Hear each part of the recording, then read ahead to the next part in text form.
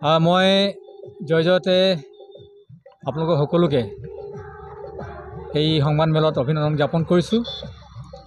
আমি টেঙাখাত এই লাঙি গদাপানী ক্ষেত্ৰত উত্তৰ পূৰ্বাঞ্চলৰ সকলো টাই জনগোষ্ঠী একত্ৰিত কৰি তৃতীয় টাই জনগোষ্ঠীয় সাংস্কৃতিক মহোৎসৱ উদযাপন কৰিবৰ কাৰণে আমি আগবাঢ়িছোঁ। আৰু এই উদযাপন কৰোঁতে আমাৰ যথেষ্ট কষ্টৰ মাজেৰে আমি আগবাঢ়ি গৈছোঁ। আৰু এইখিনি ক্ষেত্ৰত আমাক এই অঞ্চলৰ জনসাধাৰণে যথেষ্ট সহায় কৰিছে। বিশেষকৈ আমি এই কাৰ্যসূচীটো প্ৰথম অৱস্থাত জানুৱাৰী মাহৰ 17 তাৰিখৰ পৰা আৰম্ভ কৰি 21 আৰু 22 তাৰিখ দুদিনীয়া তেনেকৈ 22 তাৰিখলৈকে শেষ কৰাৰ আমি সিদ্ধান্ত গ্ৰহণ কৰিছিলোঁ। কিন্তু আমাৰ যা যোগাৰৰ অসুবিধা হোৱাৰ বাবে, আমি এৰেঞ্জমেণ্টত অলপ অসুবিধা হোৱাৰ বাবে আমি এই কাৰ্যসূচীটো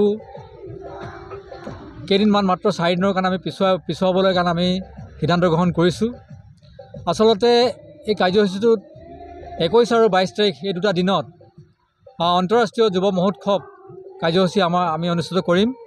গতিকে এই আন্তঃৰাষ্ট্ৰীয় যুৱ মহোৎসৱৰ এই দুটা দিন আমি কোনো কাৰণতে পিছুৱাব নোৱাৰোঁ, যিহেতু এই দিনকেইটাত আমাৰ থাইলেণ্ড, ম্যানমাৰ ইত্যাদি দেশৰ পৰা বিভিন্নজন ব্যক্তিয়ে, বিভিন্নজন প্ৰতিনিধিয়ে এই যুৱ মহোৎসৱত অংশগ্ৰহণ কৰিব। তেখেতসকল ইতিমধ্যে তেখেতসকল অহাৰ ব্যৱস্থা কৰিছে, তেখেতলোকে প্লেনৰ টিকেট কাটিছে।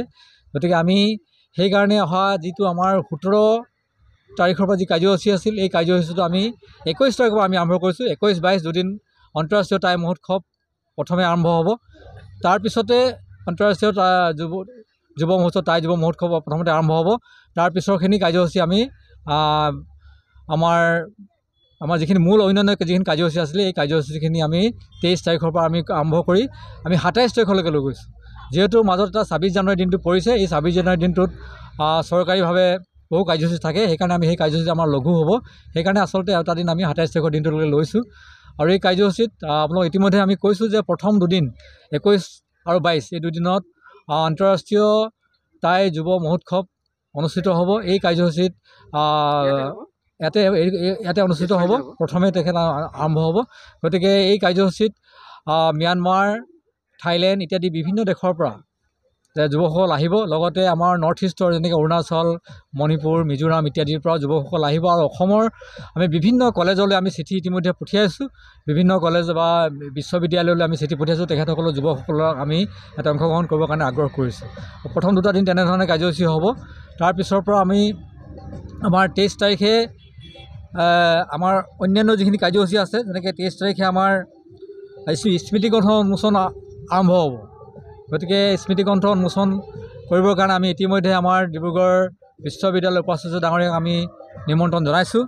আৰু সেইদিনাখনেই আবেলিলৈ এখন বৌদ্ধিক আলোচনা চক্ৰ অনুষ্ঠিত হ'ব। তেনেধৰণে আমি সেই প্ৰথম দুটা দিন আছে, আৰু সন্ধিয়ালৈ সাংস্কৃতিক অনুষ্ঠান আছে।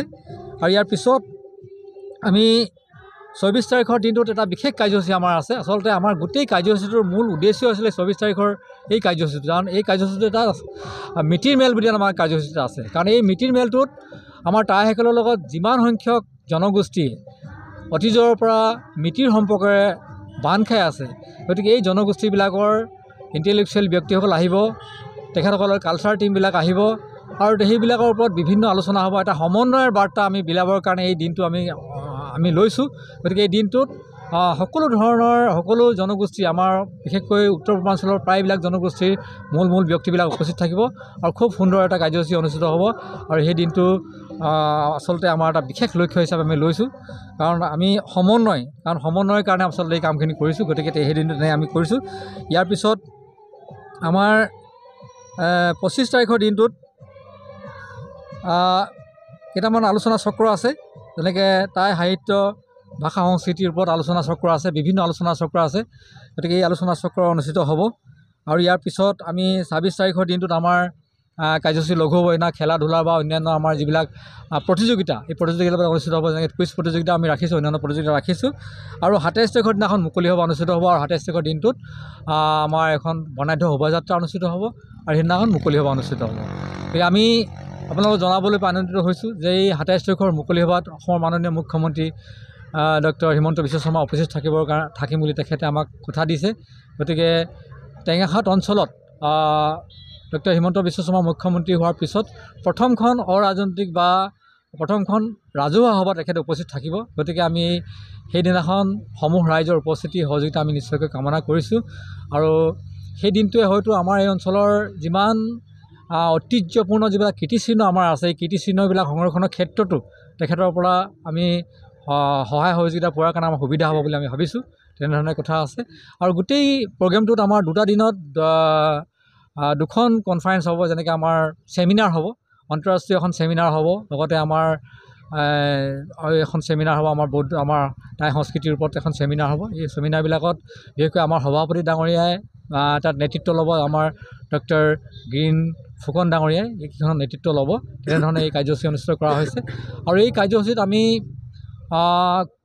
আমি কোনো সকলো দলৰ প্ৰতিনিধিবিলাককে আমি নিমন্ত্ৰণ কৰিছোঁ।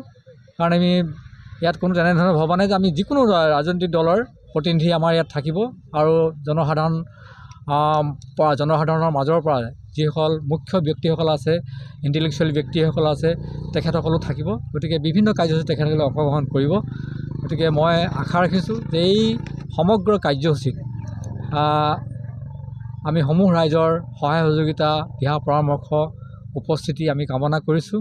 আৰু ইয়াতে আমাৰ যিখন প্ৰদৰ্শনী এখন থাকিব, আমাৰ ইয়াতে প্ৰদৰ্শনীত থাকিব। প্ৰদৰ্শনীত আমাৰ 7টা জনগোষ্ঠীৰ তেখেতসকলৰ আৱাসবিলাক আমি ইতিমধ্যে বনাইছোঁ।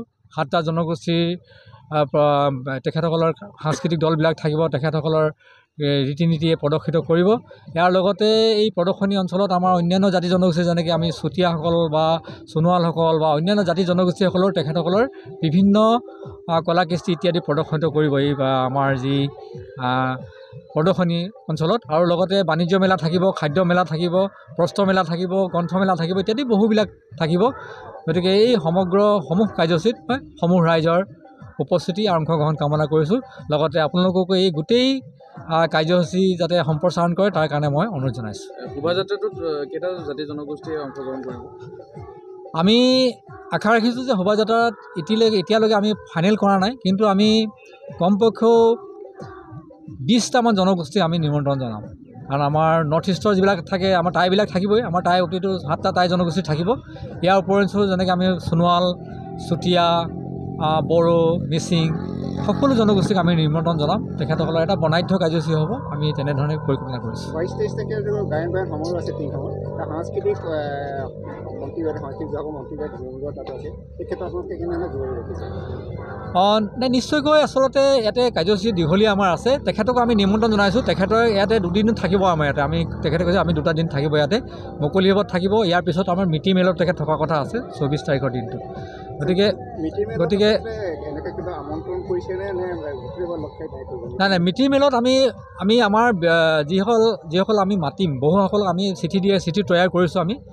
আমি চিঠি তৈয়াৰ কৰিছোঁ যে আমাৰ ধৰি লওক যেনেকৈ আমি সোণোৱাল সাহিত্য সভাৰ সভাপতি বা তেনেধৰণে অন্যান্য মিচিঙৰ যিবিলাক ইণ্টেলেকচুৱেল, তেনেকুৱা ধৰণৰ মানুহবিলাকক আমি তাত নিমন্ত্ৰণ কৰিম। তেখেতসকলৰ বিভিন্ন সম্প্ৰীতিৰ কথাবিলাক ক'ব। কাৰণ এই গোটেই অনুষ্ঠানটোৱে এটা সম্প্ৰীতিৰ কাৰণে হ'ব। লগতে আমাৰ অন্যান্য জনগোষ্ঠীবিলাক থাকিব। আমাৰ যেনেকৈ টাই খামতি থাকিব, টাই টুৰুং, টাই লাই, টাই আইটন, টাই খামিয়াং, টাই ফাকে, সকলো জনগোষ্ঠীৰ মানুহবিলাক থাকিব। তেনেধৰণে এই কাৰ্যসূচী আমি অনুষ্ঠিত কৰিম।